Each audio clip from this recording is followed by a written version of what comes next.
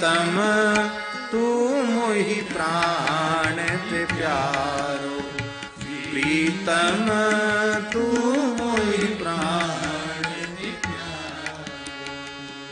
यही नारायण स्वामी जी का ये कवित्व तो बहुत ही प्रसिद्ध है, सब प्रायः सबको कंठस्थ है। चाहे तू योग कर भ्रुकुटी मध्य ध्यान धर, चाहे नाम रूप मिथ्या जान के निहार ले, निर्गुण निर्भय निराकार ज्योति व्याप रही, ऐसो तत्व ज्ञान निज मन में तू धार ले। नारायण अपने को आप ही बखान कर, मोते वह भिन्न नहीं या विधि पुकार ले।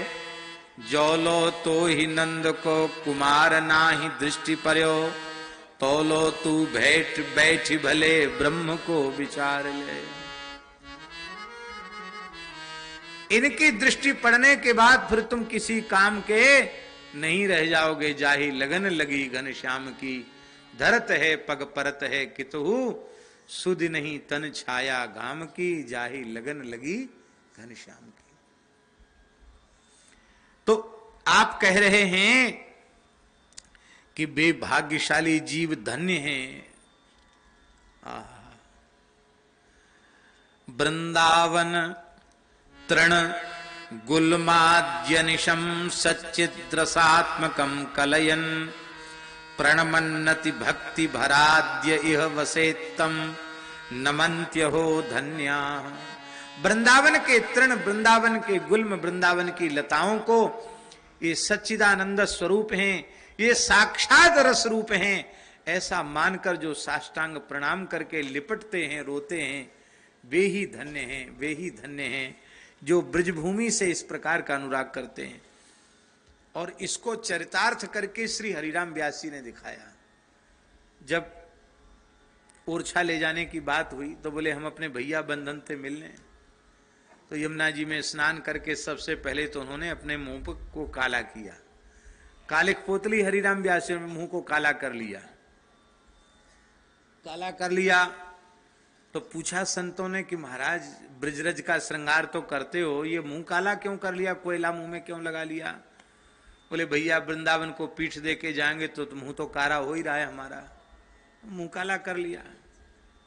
अब अपने भैया बंधुओं से मिलने, अब एक एक लता से लिपट लिपट के रोमे, एक एक वृक्ष से लिपट लिपट के रोमे, कहें हमसे कौन सा ऐसा अपराध बना, हमको यहाँ से क्यों निकाल रहे हो?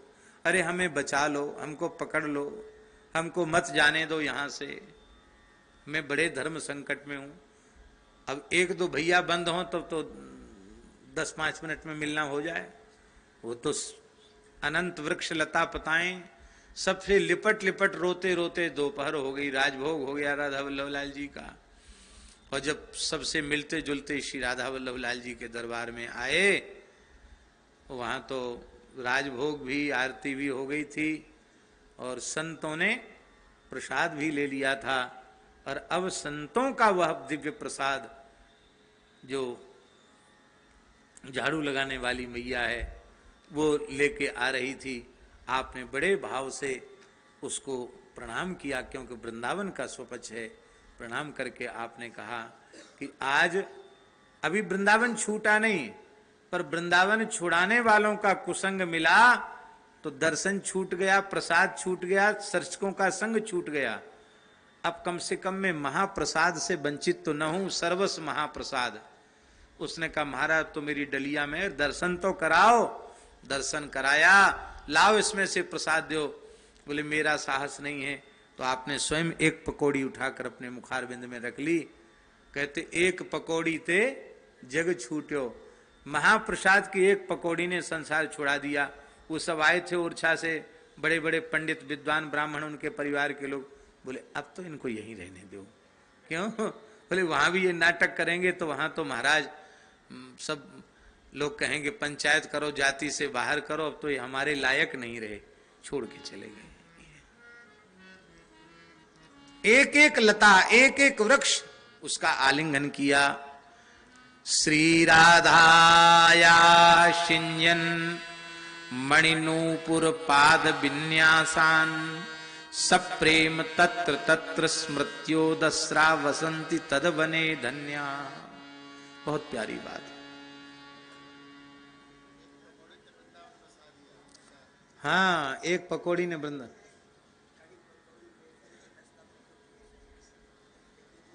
गलत है। जय बोलो राधा कृष्ण की। परमहंसी बोल रहे हैं कि लोग कहते हैं कड़ी पकौड़ी बेसन की, रास्ता पकड़ो स्टेशन की। बोले ठीक नहीं है, कड़ी पकौड़ी बेसन की, जय बोलो राधा कृष्ण की, ऐसा बोलो। और बोले एक पकौड़ी ने छुड़ा नहीं दिया, एक पकौड़ी ने वृंदावन बसा दिया। बोलो वृंदावन धाम की वाह। अब कह रहे हैं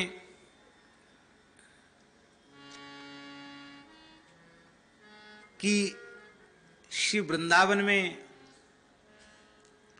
अनन्य भाव से आश्रय लेकर के जो भाग्यशाली रसिक जन निवास करते हैं, जिन्हें श्री राधा रानी के नूपुर की ध्वनि सुनाई पड़ती है, वे निश्चित धन्य हैं। श्री राधाया सिंजन मणि नूपुर पाद विन्यासान। श्री किशोरी जी ठुमुक चाल चल रही हैं और वो चलने में उनके पाद विन्यास से मणियों से जटित स्वर्ण में नूपुर की रुंझुन हो रही है। उस रुंझुन को जो सुन सुन करके रोमांचित हो जाते हैं, पुलकित हो जाते हैं। बसंती तद बने धन्या। ऐसे लाडली जी के नूपुर की ध्वनि सुनकर जो आह्लादित हो रहे हैं, वे रसिक संत धन्य हैं। हम उनके चरणों में प्रणाम करते हैं।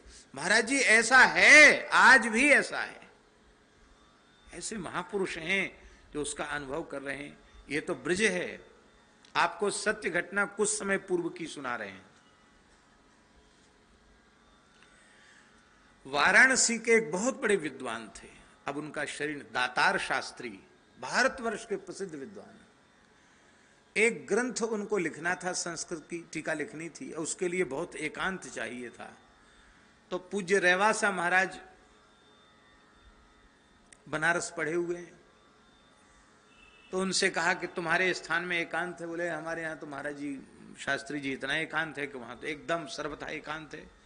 अग्र स्वामी जी का जो स्थान है महल जैसा बना हुआ है, कई चौक हैं स्थान में, देखने में लगता ही नहीं स्थान, लगता है कोई राजा का किला है, इतना बड़ा स्थान है।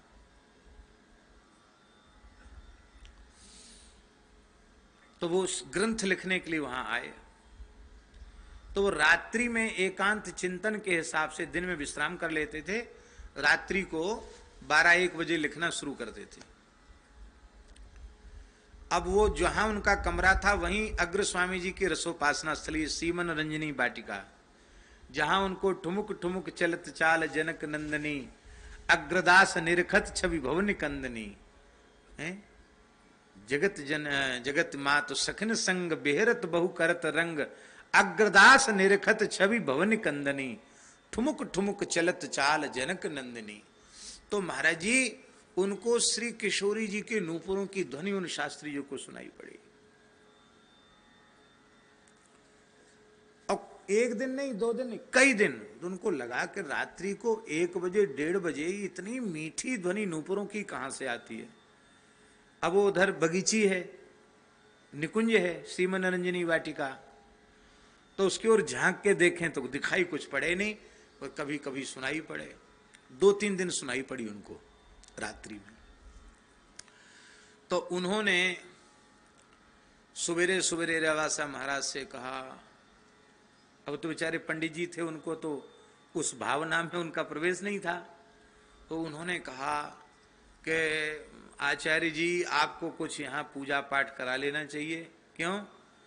बोले रात को यहाँ कोई नाचता है, उसके नूपुरों की धुन सुनाई पड़ती है। और उनके मुंह से निकल गया कि शायद कोई चुड़ैल उड़ैल होगी, ऐसा मुंह से निकल गया।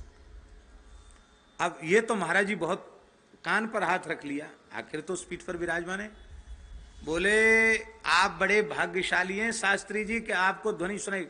वो किशोरी जी के नूपुर की ध्वनि थी। अब तो शास्त्री जी ने रोना शुरू किया, बहुत रोए, बहुत व्याकुल हुए, लेकिन फिर द्वारा वह ध्वनि उनको सुनाई नहीं पड़ी। अभी उन शास्त्री जी का कुछ समय पूर्व काशीवास उनको प्राप्त हुआ। रेवासा की घटना है।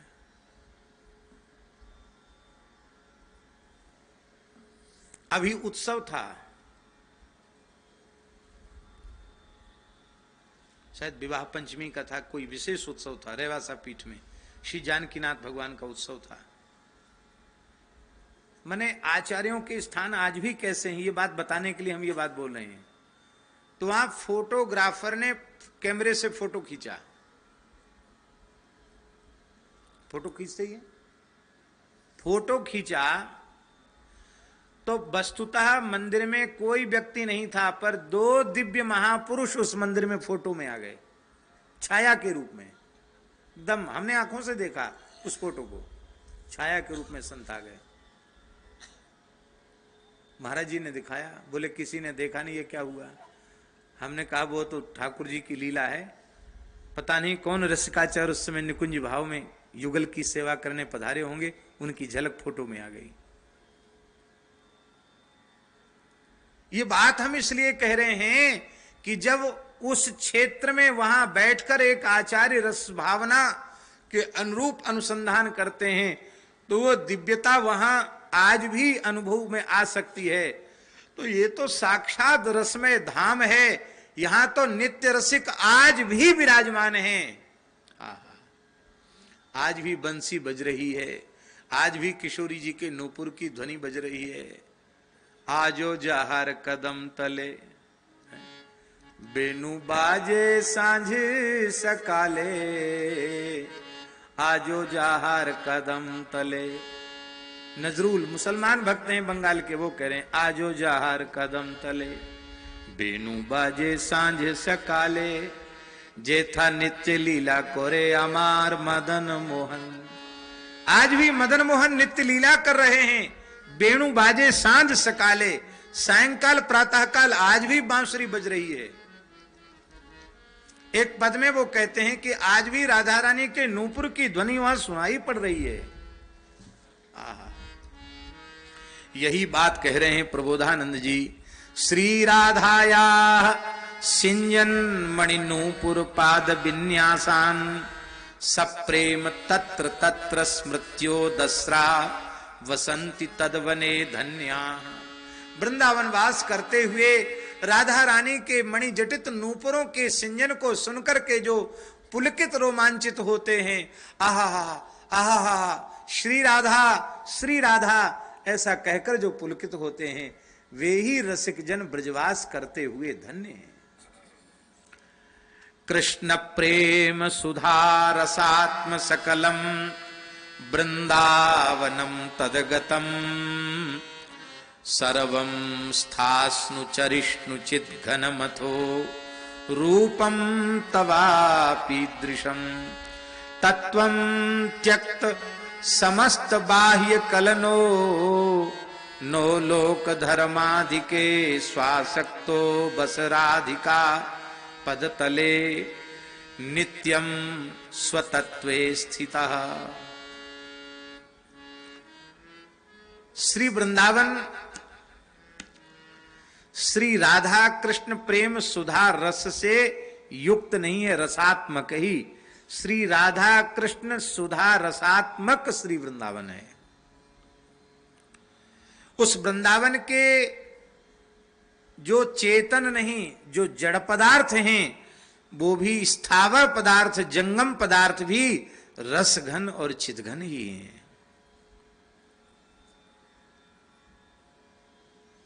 अब प्रबोधानंद जी कह रहे हैं वृंदावन के सामान्य प्रकृति के पदार्थ भी जब रसघन चितघन हैं, तो तू वृंदावन में धाम की कृपा से निवास कर रहा है, तू भी कोई सामान्य नहीं। जब जड़ रसमय चिन्मय हो जाते हैं तो तू रस से विमुख नहीं है। जलेबी चाशनी की कड़ाही में कूद पड़े और वो चाशनी से वंचित रह जाए, गुलाब जामुन चाशनी की कड़ाही में कूद पड़े और उसमें रस ना आवे, ये कैसे संभव है? ये तो रस की रहनी है, इसमें जो पड़ गया उसमें रस आवेगा, चाहे जड़ हो अथवा चेतन। इसलिए तुम अपने स्वरूप का भी अनुसंधान करो। और अपने स्वरूप का अनुसंधान करने से क्या होगा कि मैं श्री जी की किंकरी हूं, सहचरी हूं, सखी हूं, दासी हूं, ये भाव जब तुम्हारा दृढ़ हो जाएगा तो तुम्हारी लोक दृष्टि समाप्त हो जाएगी। फिर लोक वेद से ऊपर उठ करके समस्त धर्मों में भी अनासक्त होकर के श्री राधा दासी के रूप में अपने को अंगीकार करके स्वासक्तो बस राधिका पद तले, राधा रानी की चरण तल में, उनके चरण की छाया में ही तुम निवास करो। नित्यम स्वतत्वे स्थिता, क्योंकि यही तुम्हारा निज स्वरूप है। इसी स्वरूप को पहचान करके तुम इसी में स्थित हो जाओ। पर ये महापुरुषों की कृपा से प्राप्त होता है। एक घटना हम आपको सुनावें। पूज्य श्री बक्सर वाले महाराज जी जो यहां भी पधारते थे, बाबा से बहुत उनका प्रेम था। परम पूज्य प्रातः स्मरणीय श्री नारायण दास जी भक्तमाली जी महाराज, मामा जी के नाम से जो प्रसिद्ध थे, उनके गुरुदेव पूज्य श्री खाकी बाबा सरकार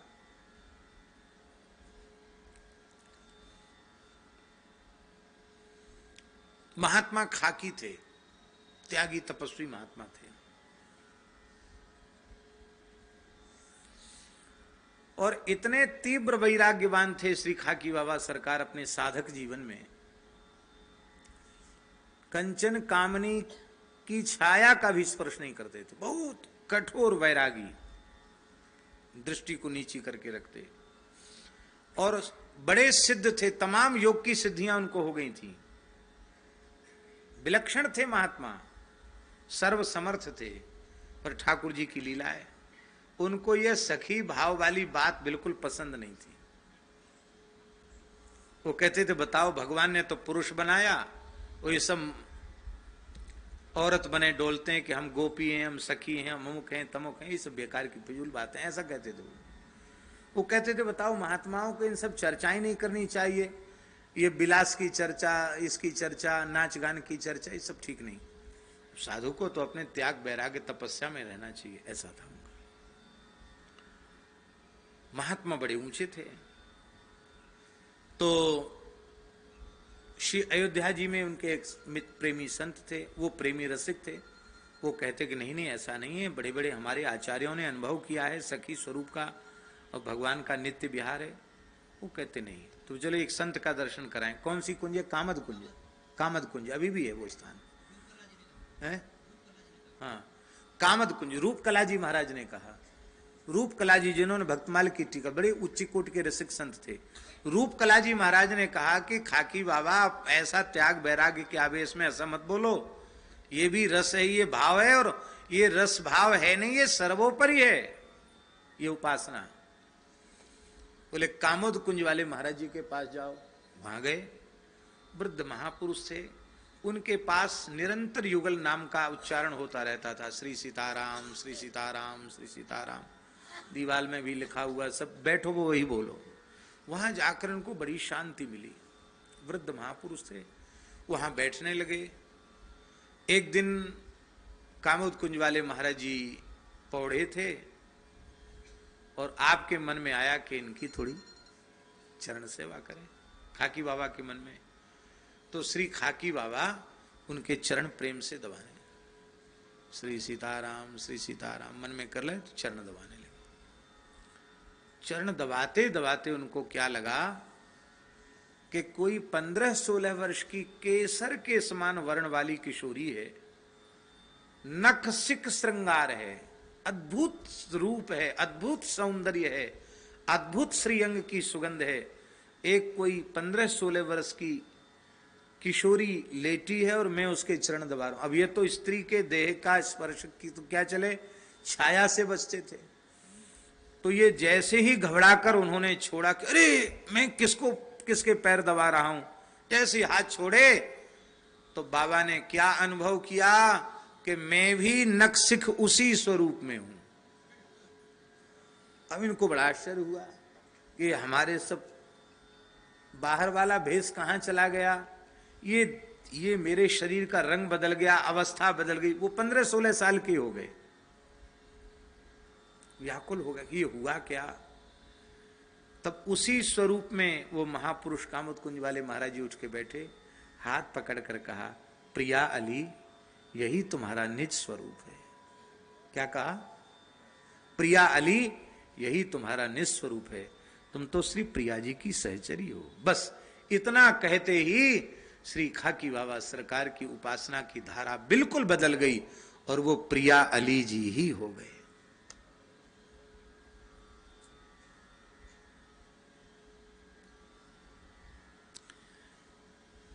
इसको कहते हैं सिद्ध स्वरूप उपासना। इसका अर्थ करने में थोड़ी सी सावधानी रखनी चाहिए। जहां कहीं इस प्रकार के वचन महाराज जी प्राप्त होते हैं ना कि ऐसा करके भी हम वृंदावन वास करें, तो उसमें संदेह, वहां ऐसा करना अभीष्ट नहीं है। अभीष्ट यह है कि मान लो ऐसी स्थिति में भी वृंदावन न छोड़ना पड़े, ऐसा करके भी वृंदावन मिल जाए तो भी वृंदावन से बाहर नहीं जाना चाहिए, ये आशय है उनका। क्योंकि इस प्रकार का दृढ़ आश्रय का भाव जिस भाग्यशाली जीव के भीतर जागृत हो जाएगा, उसके जीवन में कभी ऐसी परिस्थिति ही नहीं आएगी कि उसको ऐसा करना पड़ेगा। उससे स्वप्न में पाप बनेगा नहीं। वो कहते वृंदावन वास करने के लिए कोई कहे कि यहां रह के तो तुमको बड़ा पाप लगेगा, अधर्म लगेगा, बोले करोड़ों करोड़ों अधर्म आ जाएं, पाप लग जाएं, कोटि कोटि कुकर्म का दोष हमको लग जाए, तो भी हम वृंदावन की सीमा के बाहर नहीं जाएंगे। बाहर तुम्हें बहुत तपस्या बनेगी, बड़ा भजन बनेगा, बड़ा पुण्य मिलेगा, बड़ा अनुभव होगा, यहां तो तुमको पाप लग जाएगा। ये बोले ये सब हमें मंजूर है, पर ब्रजभूमि को पीठ दिखाना हमको मंजूर नहीं है। तिरस्कार, निंदा, लज्जा, दुख सब कुछ सह करके वृंदावन वास करूंगा। जो श्रीधाम जिसकी महिमा अनंत है, जो परम प्रकाश युक्त है, जो आनंद का दोहन करने वाला है, अनंत भाव राशि को प्रदान करने वाला है, जिस श्रीधाम वृंदावन में जिस वृंदावन की अंजलि में संपूर्ण विभूतियां और संपूर्ण भाव समाये हुए हैं, ऐसा जो वृंदावन है उसको मैं साष्टांग प्रणाम करता हूं। ऐसे वृंदावन को नमस्कार करता हूं। वृंदावन के पक्षियों को भी मैं साष्टांग प्रणाम करता हूं। वृंदावन के रसिकों को मैं साष्टांग प्रणाम करता हूं। वृंदावन की लता पता गुल्म को मैं साष्टांग प्रणाम करता हूं। जो अनंत अनंत चंद्रों की दिव्य चंद्रिका के समूह में निमग्न, जो श्री वृंदावन चंद्र श्यामा श्याम हैं, उनकी अनंत शोभा में डूबा हुआ स्नात जो वृंदावन है, उनके अनुराग रस से पूरित जो वृंदावन है, उस वृंदावन के जो पक्षी हैं वे भी युगल के रस और प्रेम भाव से परिपूरित हो रहे हैं। राधा यशो मुखर मत खगावली कान, श्री राधा रानी के नाम रूप लीला यस गान में ही वे मतवाले हो रहे हैं वृंदावन के पक्षी। ऐसे पक्षियों को भी मैं साष्टांग प्रणाम करता हूं। दिव्य पुष्प पल्लवादि रम्य बल्ली शोभिते, द्वार देश दिव्य देश पुष्प तोरणादि चित्रते, पुष्प तोरणादि चित्रते, अनंत रालि कल्पितादि दिव्य पुष्प तल्प के, दिव्य रत्न दीप राजी सर्वतो विराजते। बड़े सुंदर गेय छंद हैं। दिव्य पुष्प पल्लव रमणीय लताओं से जो सुशोभित हो रहा है, जिन पर लताओं ने परस्पर आलिंगन करके गुथ करके रंग बिरंगी लताओं के पुष्पों ने और सुंदर सुंदर निकुंज के द्वार तोरण द्वार बना दिए हैं, जिनके भीतर लता पताओं ने बड़े सुंदर सुंदर लता गृह निर्मित कर दिए हैं, और सखियों ने दिव्य पुष्प तल्प के दिव्य पुष्पों को चुन चुन करके कुसुम सेज की रचना की है, ऐसा जो वृंदावन है जिसमें मणियों के ही दीपक सखियों ने जला रखे हैं, कुंजों में मणियां ही दीपक के रूप में प्रकाशमान हो रही हैं, ऐसे वृंदावन नव निकुंजों को भी हम साष्टांग प्रणाम करते हैं। दिव्य काव्य नाटकादि पाठशील सारिका कीर वृंद सुंदरेत मंजु कुंज मंदिरे दिव्य भृंग गुंजितेन रंजितेति मोहने कोकलादि कूजितेन पूजितेन गीत भी। ये वृंदावन के जो शुक हैं, सारिका हैं, ये क्या करते हैं? बोले वृंदावन के शुक सारिका काव्य का पाठ करते हैं, नाटक का पाठ करते हैं, और यही समाजी हैं वृंदावन के, और ये समाज गायन करते हैं और इनकी समाज के अनुसार युगल लीला विहार करते हैं। शुक मयूर कोकिला आदि गान करते हैं और इनकी वाणी सुन सुनकर युगल नित्य विहार करते हैं। ऐसा ये जो वृंदावन है, मधुकर क्या करते हैं? कौशिक जी महाराज, मधुकर क्या करते हैं? बोले जैसे गवैया लोग तानपूरा बजाते हैं स्वर भरने के लिए, तो ये मधुकर भी गुनगुना करके ऐसे स्वर को पूरा कर देते हैं। अलग से किसी गवैया बजबैया की जरूरत वृंदावन में नहीं है, यहाँ की तो लता पता खगमग से ही दिव्य संगीत मुखरित हो रहा है। यहाँ के भौरे भी संगीत गुनगुना रहे हैं और उसी में प्रेम की रस विलास की धारा निरंतर प्रवाहित हो रही है। कोकिलादि कूजितेन पूजितेन गीत भी। ब्याहुले में आता ना वो सब, हाँ, गावत मोर मराल सुहाए गीत रे।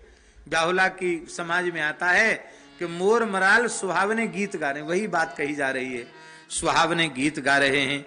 ऐसा वृंदावन है। कम से कम 100 संख्या तो पूरी कर दें जल्दी जल्दी आज, इसलिए थोड़ा जल्दी कर रहे हैं। मंद मंद शीत शीत दिव्य गंध वायुना जाल रंध्र रिंगिणांतरंग भाव सेविते तत्तदिष्ट वस्तु वृंद सन्निवेश लोभने गौर नील दंपति मनोज बिव्वल स्मर।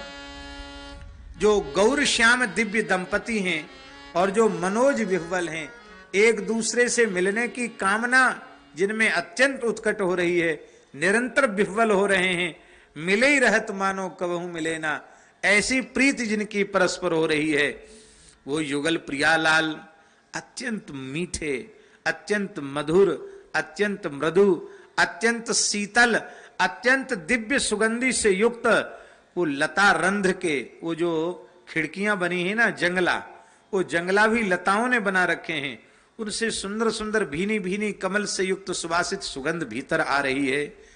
मानो ऐसा लगता है वो सरोवरों में यमुना जी में विकसित जो कमल कमलनियां हैं, वे भी वायु के प्रसंग से अपनी शुरुभी को निकुंज के भीतर लता रंध्र से प्रवेश करा कर युगल श्यामा श्याम को पंखा झल रही हो, ऐसी शोभा होती है।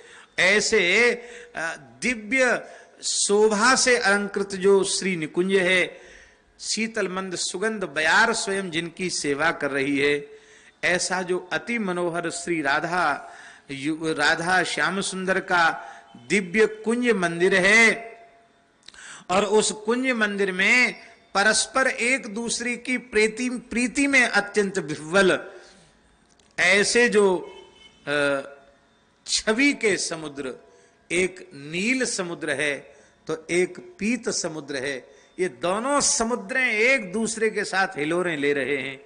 अरे मन, ऐसी उस दो सिंधुओं को उच्छलित होकर मिलने की जो झांकी है, उसका स्मरण करके तू अपने जीवन को धन्य कर, ऐसा अनुसंधान कर रहे हैं। बस गिरिराज जी तक पहुंच चले और बस यहीं विराम। फिर हमारे महाराज जी आशीर्वाद देंगे। भैया कान खोल लो, कान खोलकर सुन लो, गिरिराज जी वृंदावन के बाहर नहीं है।